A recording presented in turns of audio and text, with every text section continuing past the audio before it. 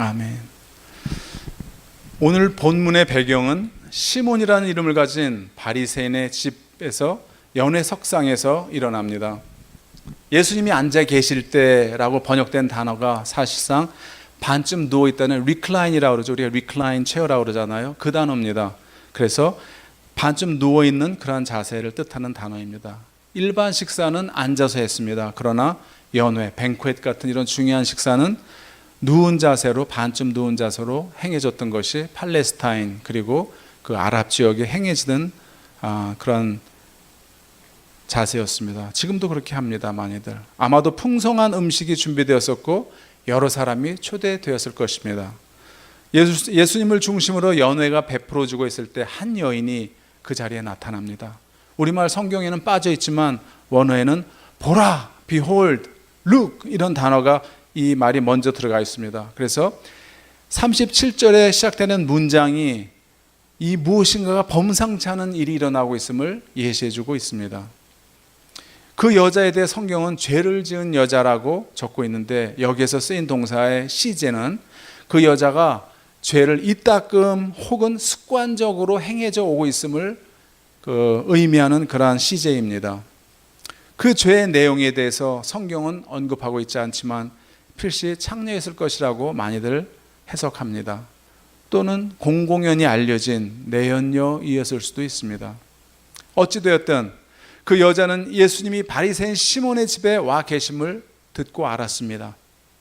그리고 향유 담은 호리병 그것을 가지고 예수님께 와서 반쯤 누우신 그 발치 뒤로 와 서서 울며 눈물로써 그 발을 적시고 자기 머리털로 씻고 그 발에 입 맞추고 향유를 부었다고 했습니다.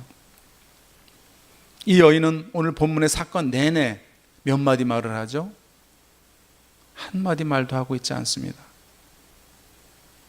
어떤 말도 말하고 있지 않습니다.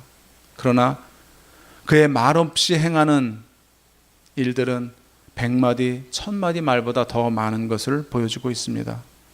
그녀가 죄인인 사실을 동네 사람들은 다 너무나 잘 알고 있었습니다. 그녀가 예수님께 나아가기 위해서는 많은 사람들의 시선을 피할 수가 없었습니다. 죄인의 출입을 절대 용납하지 않는 바리새인의 집에 들어서야 하는 어려움을 직면해야만 출입을 할 수가 있었을 것입니다. 거기에서 심한 모욕과 배척을 당할 수도 있었습니다. 아예 들어감을 허락하지 않았을 수도 있습니다. 더욱이 죄인이 집안에 들어와 자기 집을 더럽혔다고 집주인으로부터 어떤 질타와 수모를 직접 받을지도 알 수 없는 일이었습니다. 용기가 없이는 해낼 수 없는 일이었다는 말입니다. 그러기에 이 여인은 두려움과 떨리는 마음으로 보배로운 향유를 담은 옥합을 가지고 예수님께 나아가는 이 여인의 결단을 우리는 가볍게 보아서는 안 됩니다. 바리새인 시몬의 집에 당도해서 그녀가 사람들의 차가운 조소와 놀람의 눈길을 의식하며 두려움과 떨림의 마음으로 한 발짝씩 다가가 비로소 예수님의 곁에 다다랐지만 그녀는 주님의 옆에도 그리고 앞에도 설 수가 없었습니다. 죄로 물든 자신의 모습이 너무나 부끄러웠고 또 자기 같은 죄인들에게 생명의 복음을 전하시고 용납해 주시는 사랑의 예수님이 너무나 존귀해 보였기에 감히 그분의 앞에 서지 못했던 것입니다. 그녀는 그러나 구원의 주 예수님께 가장 귀한 것을 드리고 싶어 했습니다. 그래서 또 자신의 부끄러운 헌신을 표현하고 싶었지만 싶어서 예수님의 반쯤 누우신 발치 뒤에 서서 단 한마디의 말도 못하고 단지 죄책감과 수치감, 그 통회의 눈물을 한없이 쏟고 있었던 것입니다.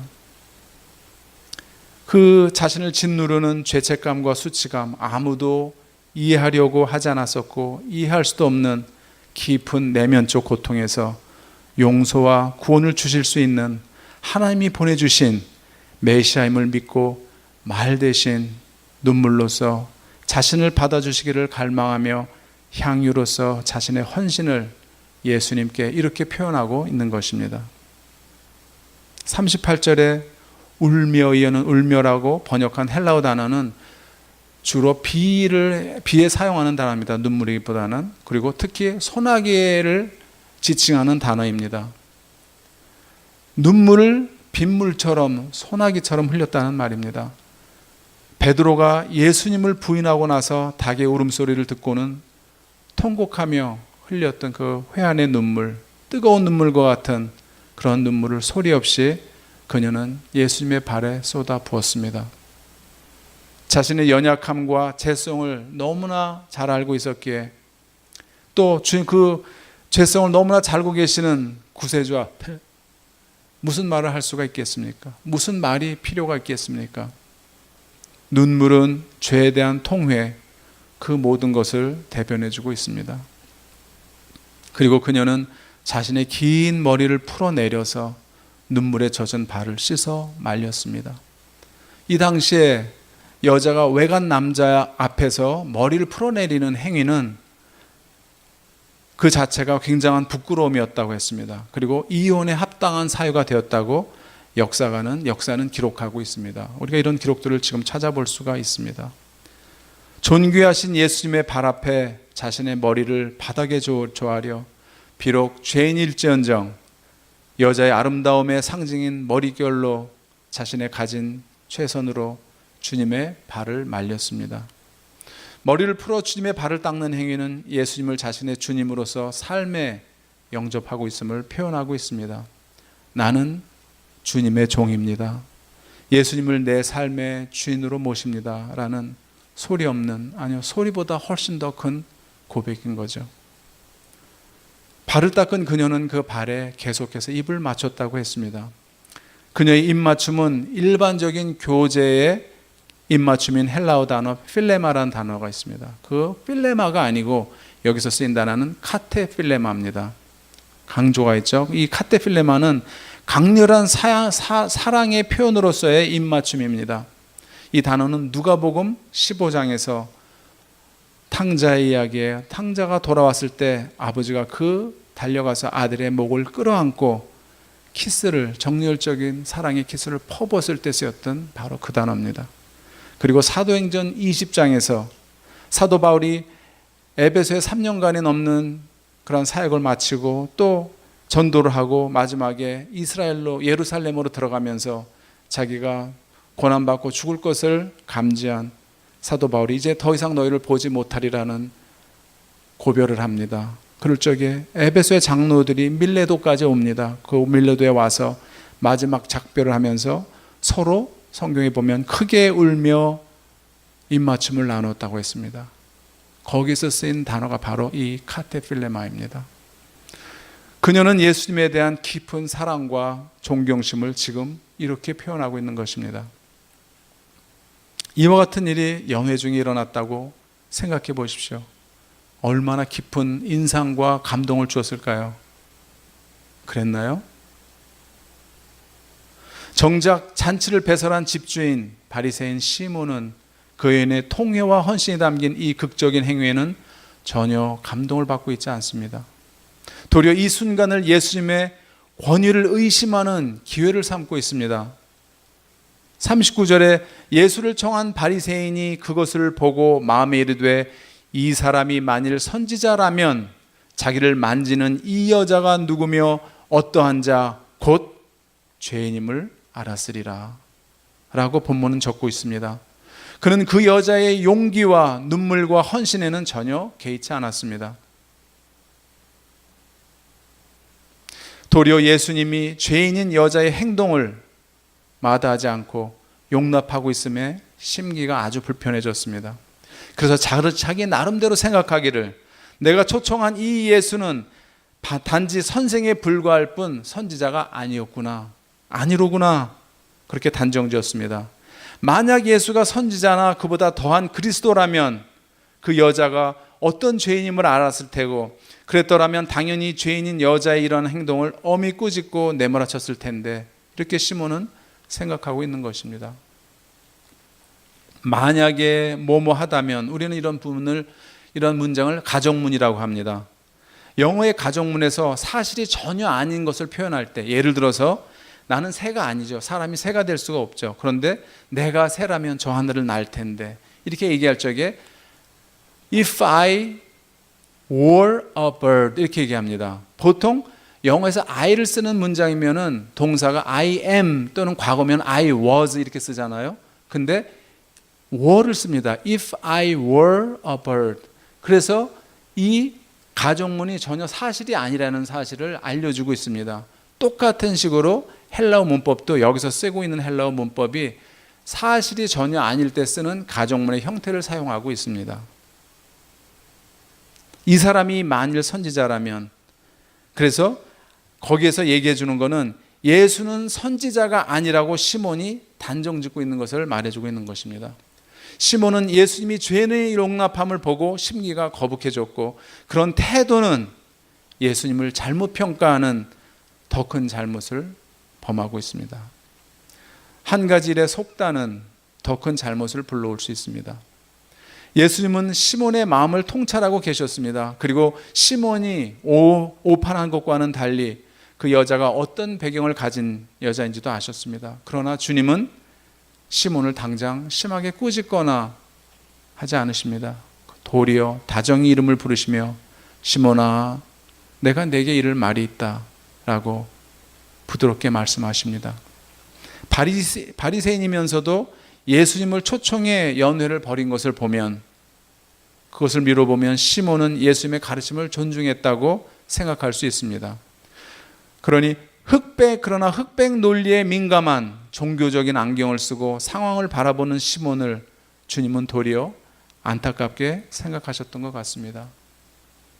우리도 교회 오래 나오고 그리고 주님과 대한다고 생각하고 교회 생활을 하다 보면은 거기에 익숙해져서 다른 사람들의 죄가 더 잘 보이고 나는 그러한 것이 없는 것으로 그렇게 생각하기가 쉽습니다. 시몬이 그랬습니다.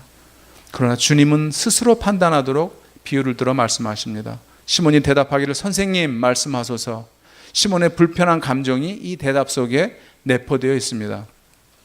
그는 종교어로서 선생님을 지칭하는 라비어 이렇게 얘기할 수가 있는데, 그는 라비어 이렇게 얘기하지 않았습니다. 여기서 디다스칼라스, 그거는 보통 우리가 얘기하는 선생, 교사, 선생 이것을 얘기합니다. 그래서 랍비로 존중, 선생 중에서 종교를 가르치는 그런 귀한 선생보다는 일반 선생에 그렇게 지금 지칭하고 있습니다. 선생이요, 랍비어가 아닙니다. 예수님은 여기서 말씀하시면서 500데나리온과 50데나리온 빚진 두 사람을 들어 말씀하십니다. 요즘 시세로 말씀한다면 6만 불 빚진 사람과 6천 불 빚졌지만 갚을 도리가 없는 딱한 처지에 있는 두 사람에게 각각의 빚을 청산해 주었을 때 누가 더 감사하며 사랑하겠느냐 하는 질문입니다. 시몬이 더 큰 빚을 진 사람이 더 사랑할 것이라고 대답합니다. 오늘날에도 빚쟁이가 빚을 탕감해 주는 일은 거의 없고 기대할 수가 없습니다. 예전에도 사실이었죠. 채주가 빚을 탕감해 주는 예는 찾아볼 수 없는 그러한 사실을 상기해 보면, 예수님은 이 질문에서 채주가 빚진 자의 빚을 탕감해 주는 일을 기대할 수 없지만, 그러나 하나님은 우리의 기대를 초월해서 사람들의 빚, 즉 죄를 사해 주신다는 사실을 암시해 주고 있습니다. 시몬이 예수님께 답변했을 때 시몬은 아마 그 비유가 죄의 용서에 관한 것이라는 것을 감지했을 것입니다. 오늘날도 주기도문에서 보듯이 빚진 것은 죄를 의미합니다. 죄에 비유되고요. 예수님은 이어서 시몬의 예수님에 대한 보편적인 대우와 여인의 예수님에 대한 사랑, 시몬의 보편적인 예수님에 대한 대우, 그리고 이 여인의 헌신적인 사랑을, 그 헌신을 비교하십니다. 예수님이 상기시키시기를 너는 내가 내 집에 들어올 때 귀빈을 영접하는 예인 발을 씻기기는커녕 발셋을 물도 내오지 않았다. 그러나 이 여자는 눈물로 내 발을 적시고 그 머리털로 씻었으며 너는 내게 교제 볼에 대한 입맞춤인 필레마도 하지 아니하였으나 이 여자는 내 발에 카테필레마를 그치지 아니하였다. 너는 귀빈에 대해 베푸는 기름 부음이나 그 머리에 값싼 올리브 기름도 붓지 아니하였으나 이 여자는 보배로운 향유를 내 머리에 부었느니라 라고 지적하십니다.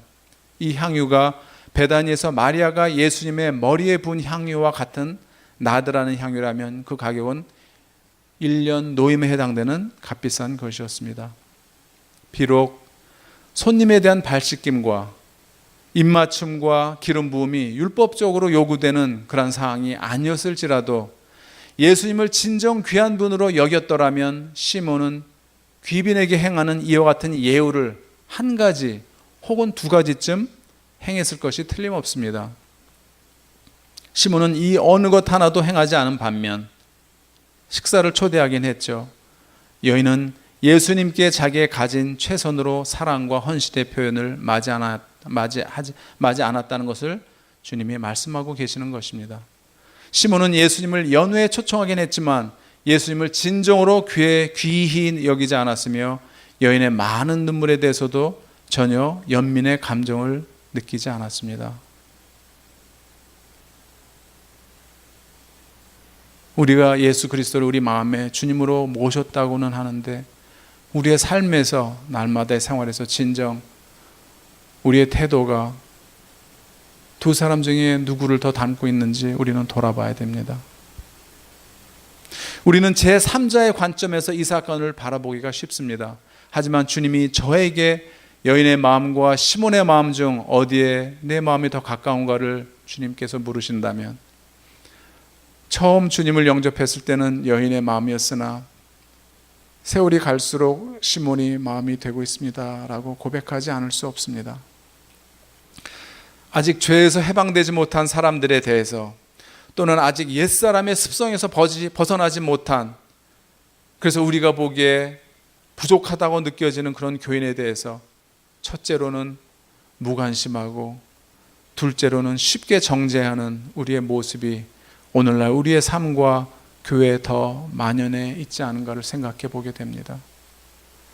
그래서 나에게 관심이 없다고, 사랑이 없다고, 서로 친한 사람들끼리 모여서 밥을 먹고 새로운 사람들이 계속 혼자 또는 그 사람들이 따로 앉아서 기다리는 이러한 광경을 저는 많이 봅니다. 이러한 것들은 저희들에게 많은 것을 이야기해 줍니다. 47절에 예수님은 이러므로 그의 많은 죄가 사해졌도다. 이는 그의 사랑함이 많음이라.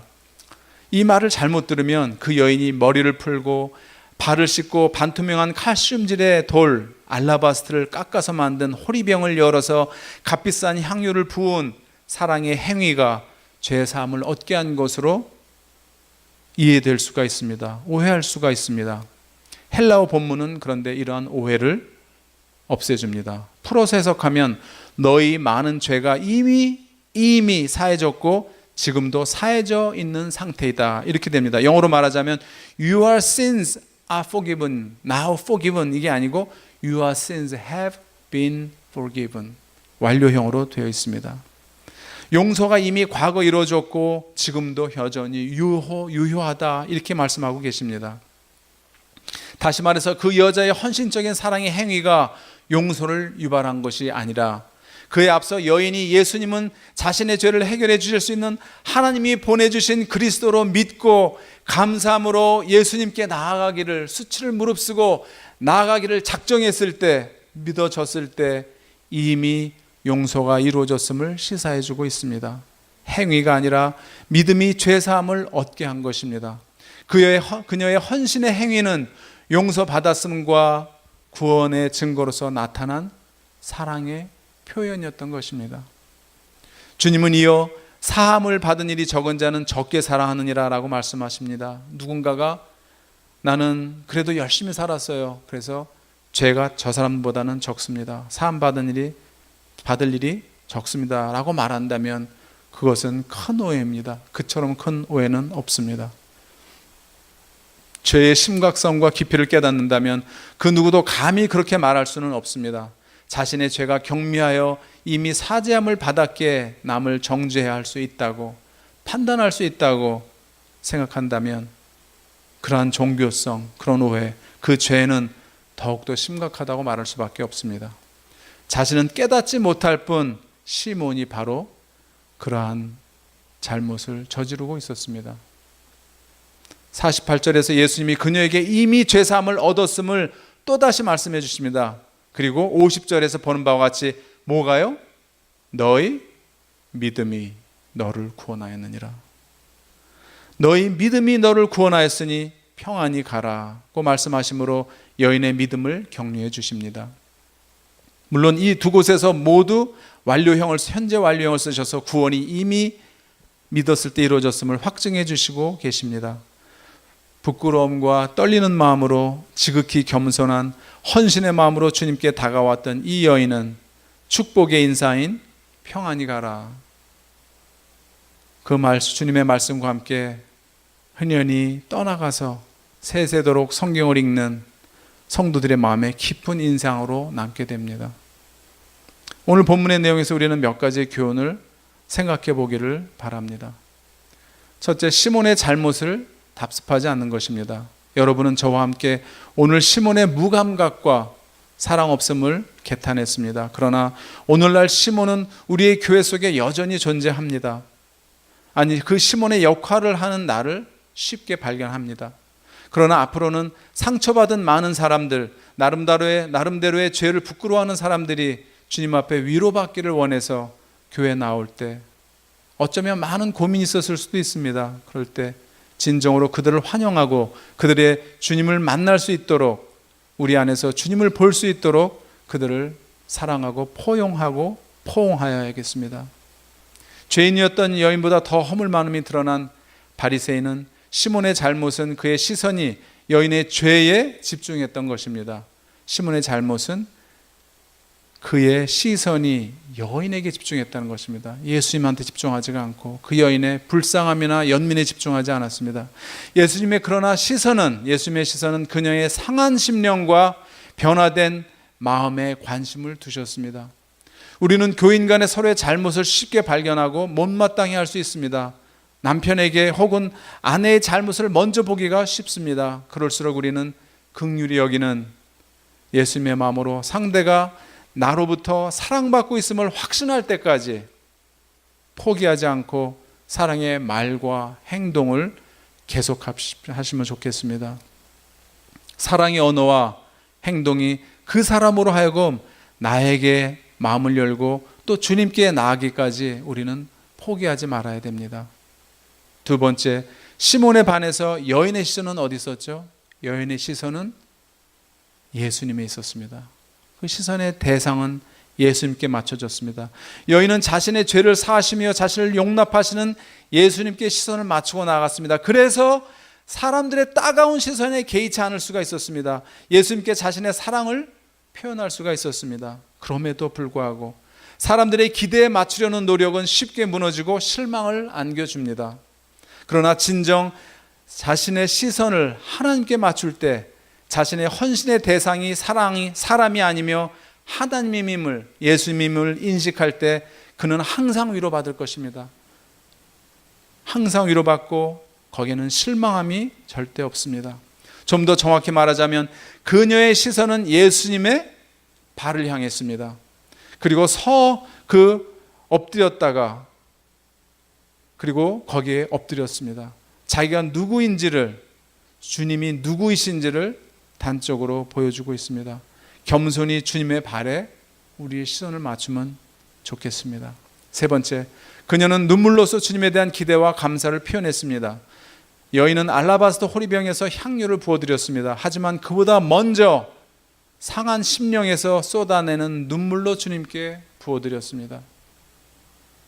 시편 51편 17절에서 다윗은 하나님께서 구하시는 제사는 상한 심령이라, 하나님이 상하고 통회하는 마음을 주께서 멸시하지 아니하시리다 라고 했듯이 하나님께 나아가 연락되는 예배는 자신의 죄에 대해 상하고 통회하는 심령입니다. 주님은 우리의 부족함과 잘못을 눈물로 고하며 변화를 주실 것을 기대하는 마음으로 나아가는 우리를 늘 안아주십니다. 개별적인 특별한 어루만지심으로 주님은 위로해 주시며 평안으로 축복해 주십니다. 날마다 주님과의 교제를 통해 감사의 예배를 드리며 말씀에 비추어 보여지고 깨닫게 되는 나의 죄에 대해 눈물로 나아가 씻어지는 거룩한 삶이 더욱 요구되는 때가 지금입니다. 언제 감사의 눈물을 흘려보셨습니까? 죄에 대해 눈물로 주님께 나갔던 적은 언제였었죠?